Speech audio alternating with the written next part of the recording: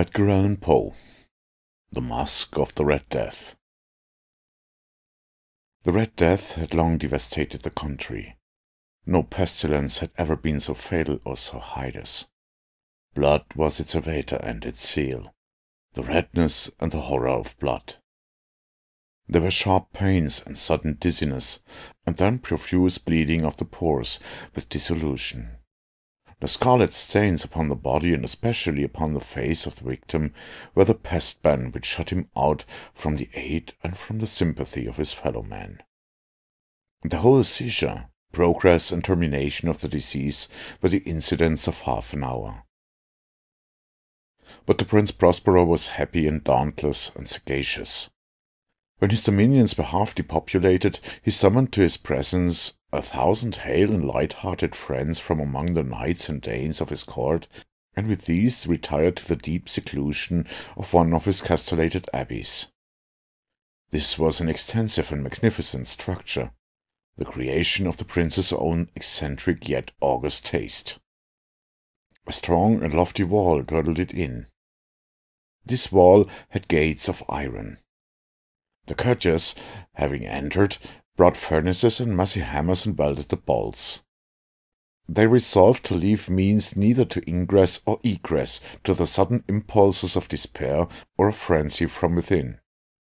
The abbey was amply provisioned. With such precautions, the courtiers might bid defiance to contagion. The external world could take care of itself. In the meantime, it was folly to grieve or to think. The prince had provided all the appliances of pleasure. There were buffoons, there were improvisatori, there were ballet dancers, there were musicians, there was beauty, there was wine. All these and security were within. Without was the Red Death. It was toward the close of the 5th or 6th month of this seclusion, and while the pestilence raged most furiously abroad, that the Prince Prospero entertained his 1,000 friends at a masked ball of the most unusual magnificence. It was a voluptuous scene, that masquerade. But first let me tell of the rooms in which it was held. There were 7, an imperial suite. In many palaces, however, such suites form a long and straight vista, while the folding doors slide back nearly to the walls on either hand, so that the view of the whole extent is scarcely impeded. Here the case was very different, as might have been expected from the Duke's love of the bizarre. The apartments were so irregularly disposed that the vision embraced but little more than one at a time. There was a sharp turn at every 20 or 30 yards, and at each turn a novel effect. To the right and left, in the middle of each wall, a tall and narrow Gothic window looked out upon a closed corridor which pursued the windings of the suite. These windows were of stained glass, whose color varied in accordance with the prevailing hue of the decorations of the chamber into which it opened. That at the eastern extremity was hung, for example, in blue, and vividly blue were its windows. The second chamber was purple in its ornaments and tapestries, and here the panes were purple. The third was green throughout, and so were the casements. The fourth was furnished and lighted with orange, the fifth with white, the sixth with violet. The 7th apartment was closely shrouded in black velvet tapestries that hung all over the ceiling and down the walls, falling in heavy folds upon the carpet of the same material and hue. But in this chamber only, the color of the windows failed to correspond with the decorations. The panes here were scarlet, a deep blood color. Now, in no one of the 7 apartments was there any lamp or candelabrum, amid the profusion of golden ornaments that lay scattered to and fro or depended from the roof. There was no light of any kind emanating from lamp or candle within the suite of chambers. But in the corridors that followed the suite there stood opposite to each window a heavy tripod, bearing a brazier of fire that projected its rays through the tinted glass and so glaringly illumined the room. And thus were produced a multitude of gaudy and fantastic appearances. But in the western or black chamber, the effect of the firelight that streamed upon the dark hangings through the blood-tinted panes was ghastly in the extreme, and produced so wild a look upon the countenances of those who entered, that there were few of the company bold enough to set foot within its precincts at all. It was in this apartment also that there stood against the western wall a gigantic clock of ebony. Its pendulum swung to and fro with a dull, heavy, monotonous clang, and when the minute hand made the circuit of the face, and the hour was to be stricken, there came from the brazen lungs of the clocks a sound which was clear and loud and deep and exceedingly musical, but of so peculiar a note and emphasis that, at each lap of an hour, the musicians of the orchestra were constrained to pause momentarily in their performance, to hearken to the sound, and thus the waltzers perforce ceased their evolutions, and there was a brief disconcert of the whole gay company, and, while the chimes of the clock yet rang, it was observed that the giddiest grew pale, and the more aged and sedate passed their hands over their brows as if in confused reverie or meditation. But when the echoes had fully ceased, a light laughter at once pervaded the assembly. The musicians looked at each other and smiled as if their own nervousness and folly, and made whispering vows, each to the other, that the next chiming of the clock should produce in them no similar emotion. And then, after the lapse of 60 minutes, which embraced 3,600 seconds of the time that flies, there came yet another chiming of the clock, and then were the same disconcert and tremulousness and meditation as before. But in spite of these things, it was a gay and magnificent revel. The tastes of the Duke were peculiar. He had a fine eye for colours and effects. He disregarded the decora of mere fashion. His plans were bold and fiery, and his conceptions glowed with barbaric lustre. There are some who would have thought him mad. His followers felt that he was not. It was necessary to hear and see and touch him to be sure that he was not. He had directed in great part the movable embellishments of the 7 chambers upon occasion of this great fete, and it was his own guiding taste which had given character to the masqueraders. Be sure they were grotesque.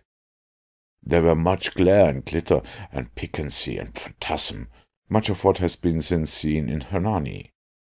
There were arabesque figures with unsuited limbs and appointments. There were delirious fancies, such as the madman fashions. There were much of the beautiful, much of the wanton, much of the bizarre, something of the terrible, and not a little of that which might have excited disgust. To and fro in the 7 chambers there stalked, in fact, a multitude of dreams. And these, the dreams, writhed in and about, taking you from the rooms and causing the wild music of the orchestra to seem as the echoes of their steps.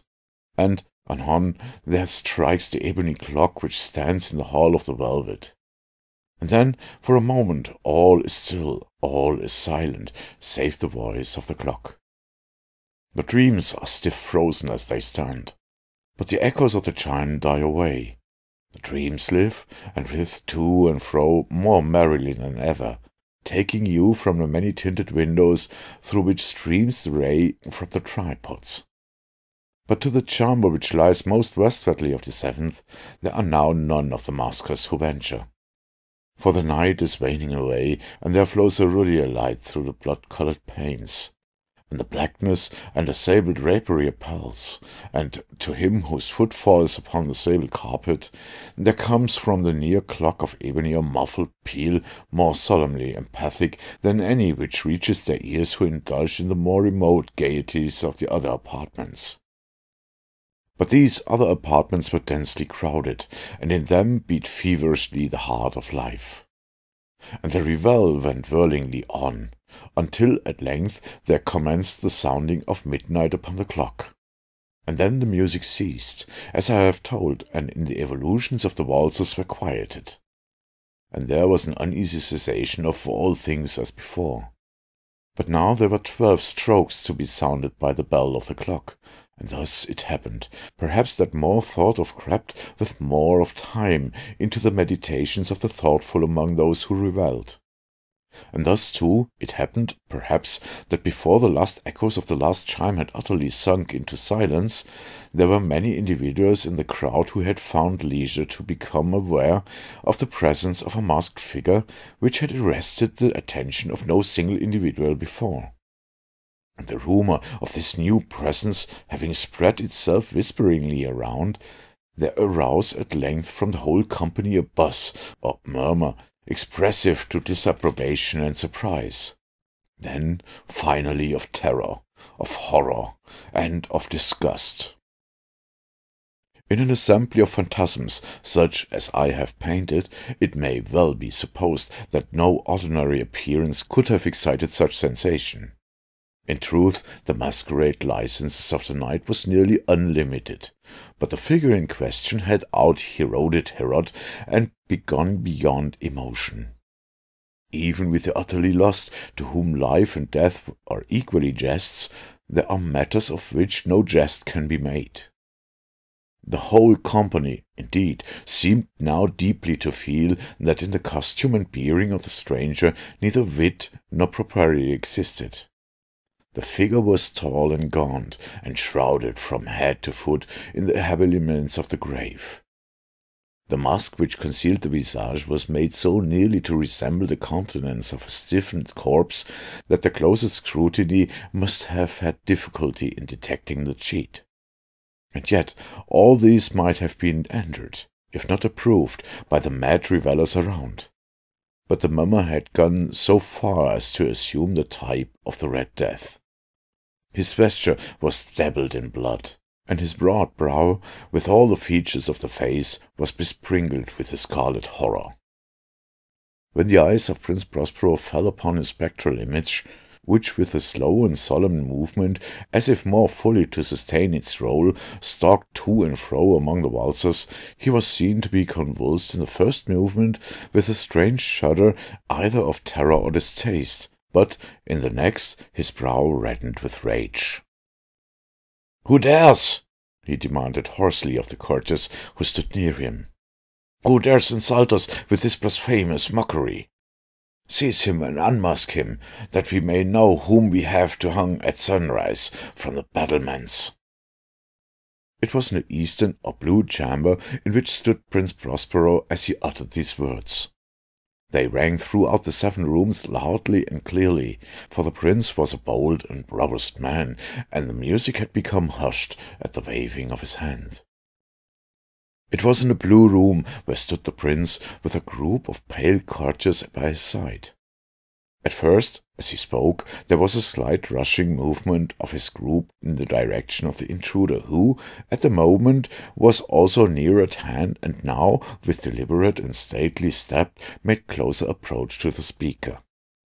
But from a certain nameless awe with which the mad assumptions of the mummer had inspired the whole party, there were found none who put forth hand to seize him, so that, unimpeded, he passed within a yard of the prince's person, and, while the vast assembly, as if one impulse, shrank from the centres of the room to the walls, he made his way uninterruptedly, but with the same solemn and measured step which had distinguished him from the first, throughout the blue chamber to the purple, through the purple to the green, through the green to the orange, through this again to the white, and even thence to the violet, ere a decided movement has been made to arrest him. It was then, however, that the Prince Prospero, maddening with rage and shame of his own momentary cowardice, rushed hurriedly through the 6 chambers, while none followed him on account of a deadly terror that had seized upon all. He bore aloft a drawn dagger, and had approached, in rapid impetuosity, to within 3 or 4 feet to the retreating figure, when the latter, having attained the extremity of the velvet apartment, turned suddenly and confronted his pursuer. There was a sharp cry, and the dagger dropped gleaming upon the sable carpet, upon which, instantly afterwards, fell prostrate in death the Prince Prospero.